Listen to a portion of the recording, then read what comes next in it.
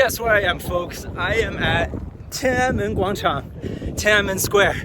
Okay, so if you're coming to China and you're going to Tiananmen, the one thing you don't know is that there is 2 hours of security before you even get here.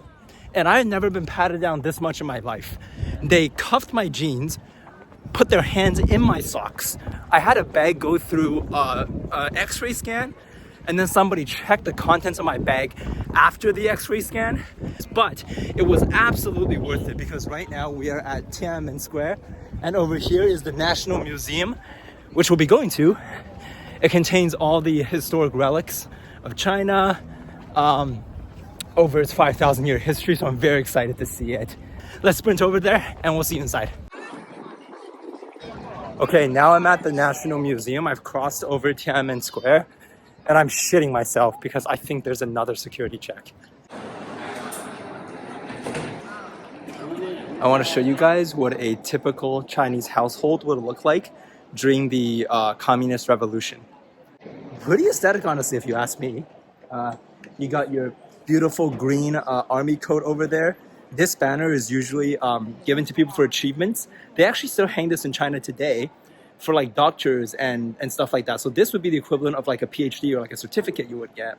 And your little housewares, and super cool. So, okay, anyways, let me not waste time here. We gotta actually go inside. Look at all the tired people resting. Holy crap. This stone tablet is pretty cool.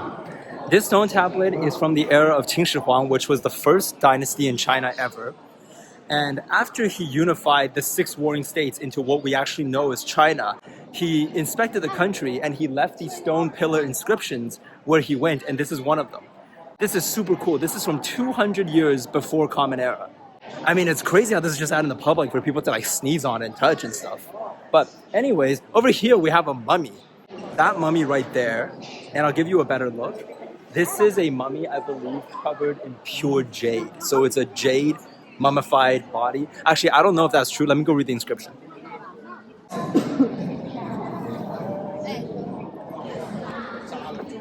So this person we see here is a bronze statue made for acupuncture.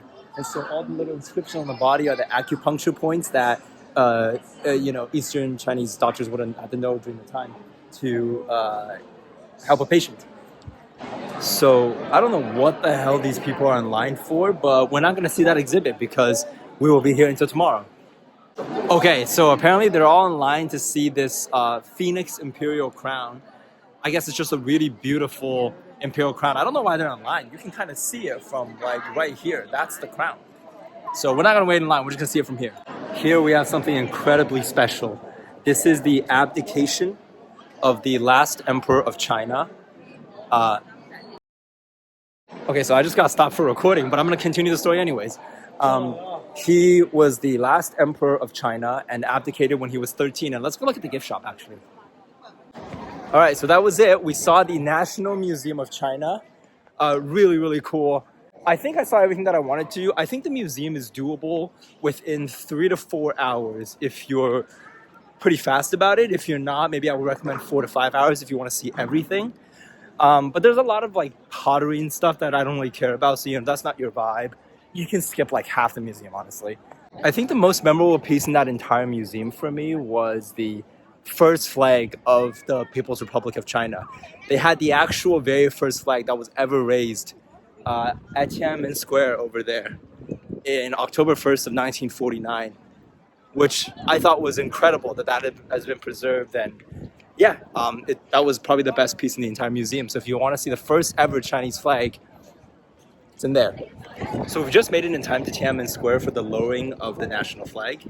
You can see the ceremonious guards are already there, and people are starting to line up. And I think in about 15 minutes or at 5 o'clock, they're gonna lower the flag. So we'll just sit here and watch it with them. It's a really nice day too. The sun's out, the wind's blowing.